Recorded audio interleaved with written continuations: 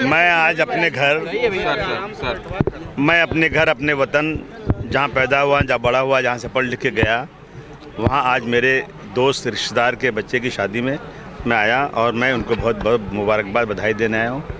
अब अगर आप कुछ पूछना चाहते हैं पूछ लीजिए। पूछना क्या है सर, उत्तर प्रदेश का इतना अनुभव रहा आपका, जिस तरीके से मैंडेट आने की बात रही, क्या कमी रह गई? हिंदुत्व जीत गया।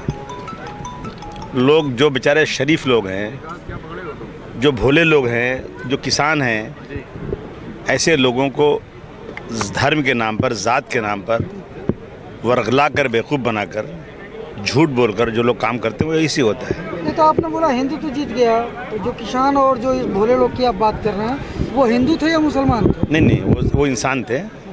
लेकिन ऐसा है ना, ये सरकार जो है एक ऐसी हिस्ट्री पेश कर रही है जिसमें सच्चाई कुछ नहीं है। सच्चाई को छोड़ करके ऐसा एक आज से नहीं, बहुत ज़माने से चल रहा है। अब वो थोड़ा उसमें कामयाबी मिल रही है कि धर्म के नाम पर लड़ाओ और राज करो, लड़ाओ और राज करो, वही जीत रहा है।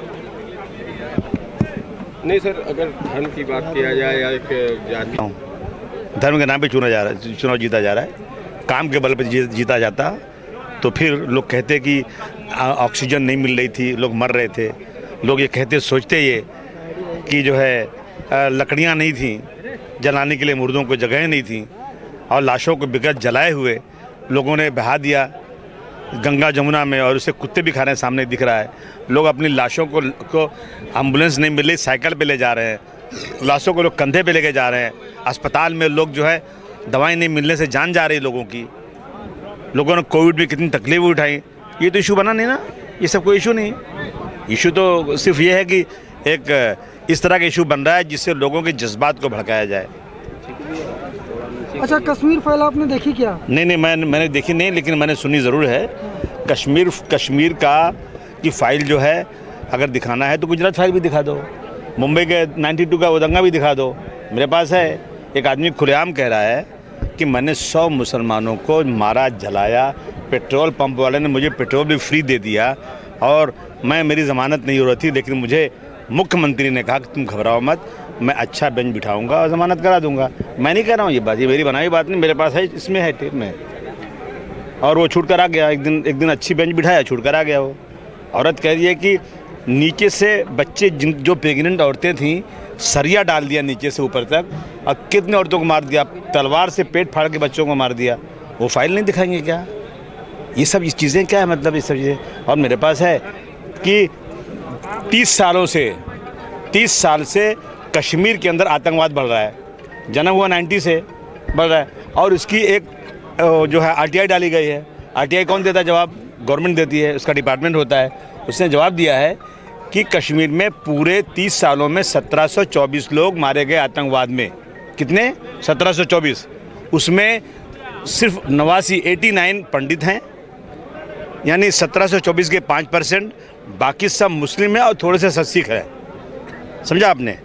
तो मारे गए कितने? 89, 5%, और 95% कौन मारा गया? मुसलमान मारा गया। वो फाइल नहीं दिखा रहा, वो बता नहीं रहे आप। और उसके बाद वहाँ से प्लान किसने किया? प्लान करने वालों में 1,57,000 से ज़्यादा लोग हैं, 2,57,000 शायद हैं, हाँ।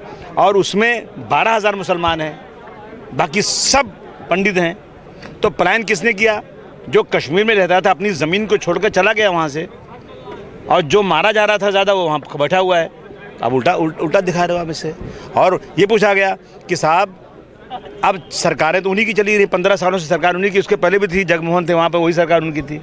तो आपने अब कश्मीरियों को लाया क्या? तो 7 महीने से उसका जवाब ही नहीं दे रहे।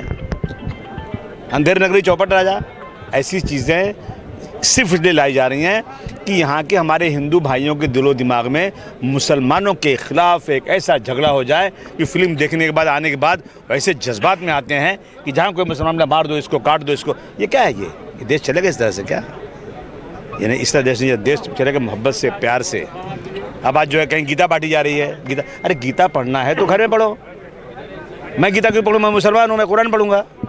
लेकिन आप स्कूल में कंपलसरी करना चाहते हो गीता। हम उसकी गीता पढ़ना चाहिए, हर हिंदू को पढ़ना चाहिए गीता, हर अच्छे इंसान को गीता पढ़ना चाहिए, उसकी मालूमात देना चाहिए। लेकिन मुझे कंपलसरी कैसे कर सकते हैं आप? क्या मैं कुरान को कंपलसरी कर रहा हूँ क्या?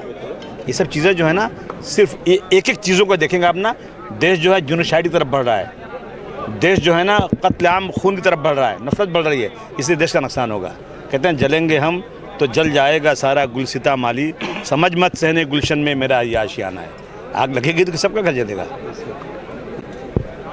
देखिए ऐसा है ना कि जो फांसी की सज़ा हुई है वो फैसला आखिरी नहीं है, वो निचली कोर्ट का फैसला है। और किस कोर्ट का फैसला है?